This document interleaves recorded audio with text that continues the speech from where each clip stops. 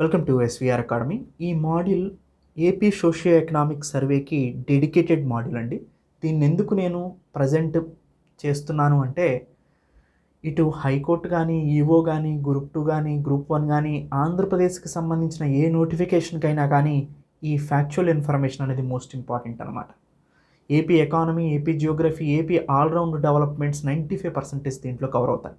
అందుకనే వీటిని నేను ఎవ్రీడే కూడా చాలా ఇంపార్టెంట్ ఇన్ఫర్మేషన్ని ఈ మాడ్యూల్స్ ద్వారా మీకు నేను అందిస్తూ ఉంటాను.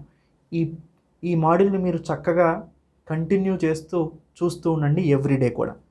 ఆంధ్రప్రదేశ్ సైజ్ పరంగా చూస్తే భారతదేశంలో 8వ అతిపెద్ద రాష్ట్రం అండి. విస్తీర్ణ పరంగా చూస్తే by based on area Andhra Pradesh 8th పొజిషన్లో ఉంది. మరి టాప్ 7లో ఏమున్నాయని చూస్తే రాజస్థాన్ 3,42,239 స్క్వేర్ కిలోమీటర్ల ఏరియా కలిగి ఉంది. రెండోది మధ్యప్రదేశ్ 3,08,245 స్క్వేర్ కిలోమీటర్లు ఉంది. మహారాష్ట్ర 3,07,713 స్క్వేర్ కిలోమీటర్లు. ఉత్తరప్రదేశ్ 4వ పొజిషన్లో ఉంది అతిపెద్ద రాష్ట్రాల్లో విస్తీర్ణ పరంగా 2,43,286 స్క్వేర్ కిలోమీటర్లు. నెక్స్ట్ గుజరాత్ 1,96,024 కిలోమీటర్లు. 6వ పొజిషన్లో కర్ణాటక ఉందండి. 7వ పొజిషన్లో తమిళనాడు ఉంది. 8వ పొజిషన్లో ఆంధ్రప్రదేశ్ ఉంది. ఇది మనం గుర్తుపెట్టుకోండి, మోస్ట్ ఇంపార్టెంట్.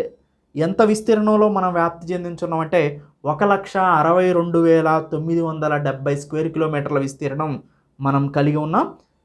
భారతదేశంలోనే 8వ అతిపెద్ద రాష్ట్రం విస్తీర్ణ పరంగా.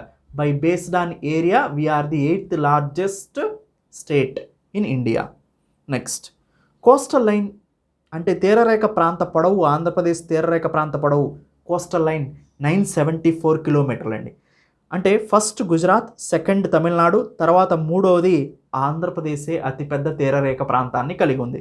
ఇంతకుముందు 2వ పొజిషన్లో ఉండేదండి, కానీ తమిళనాడు కొన్ని ఐలాండ్స్ని క్లెయిమ్ చేయడంతో 3rd పొజిషన్కి వెళ్ళింది మంది.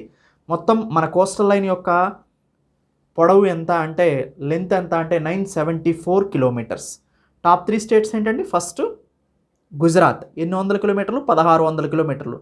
నెక్స్ట్ తమిళనాడు 1,076 కిలోమీటర్లు. మూడవది ఆంధ్రప్రదేశ్ 974 కిలోమీటర్లు.